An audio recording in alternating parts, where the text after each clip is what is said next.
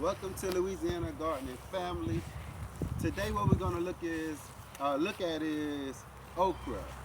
That's kind of like the only thing we got left growing in our spring garden besides the eggplant. So it looks like through the heat of the summer, okra and eggplant is always the way to go.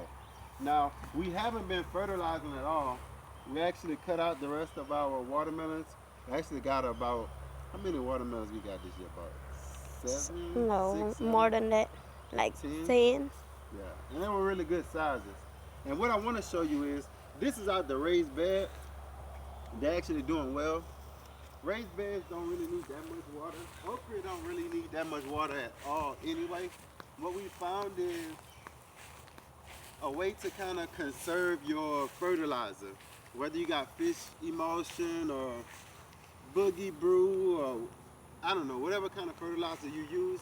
With okra, you can kind of save your fertilizer because it grows well even in drought conditions. Less water, less fertilizer, and it grows. We haven't fertilized probably since early June or late May, even if that. So I want to show you this. Some people were telling us to, if we leave on the older okra pods, that it would rob the okra plant of its nutrients. Now remember, we haven't fertilized.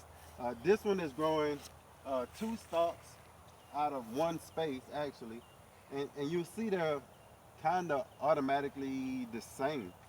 So what leaving your okra pods allow you to do is actually harvest two things at once.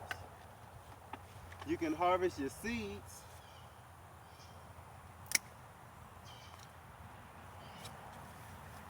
Now I'll let Beverly show you that. You can harvest your seeds, and the plant actually holds your seeds for you if you don't have anywhere to store it. I'll give that to Bev. At the same time, this is about 14 feet, and it's still so many that's growing. At the same time, and we do take some of these off, but if they're a little too hard, we can leave them on. It's kind of getting time to start saving more seeds, but that one pod has, I would say, about 200 seeds in it, and still just as tender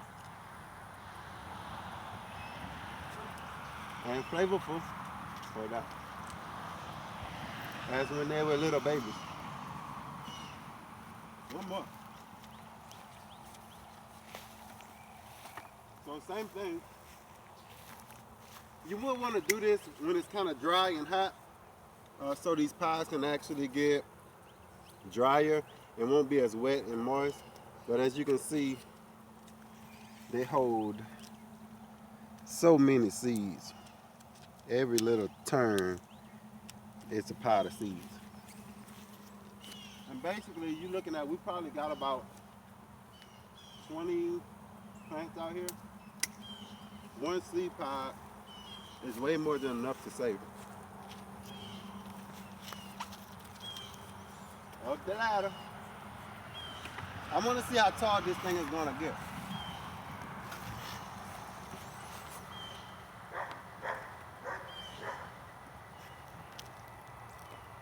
And they just keep producing. I think I've heard of people like cutting these off, like heading them off, and I don't know. I'm not gonna try it. But I do know the more you cut off of them, or maybe if you don't cut, they just keep growing either until the cold comes or until you probably cut them down. They are a little sticky for if you don't have long sleeves on, but if you get used to it, you'll know how not to let the plant touch you. So my mom has some bush okra, and we're gonna go and check that out. So today is gonna be kind of like how tall can an okra plant get, and maybe next week, I'm not gonna say tomorrow, but whenever I go by mom's house, I'll show you how wide a bush okra plant can get. So last thing, come on, look at our roselle. We're actually trying to get this plant to seed out. This is actually one roselle seed that is actually spawned into this, which is amazing. It's like a bush. I think next year we're gonna find somewhere to plant like a whole row of this, kind of make like a hedge, like a roselle hibiscus hedge.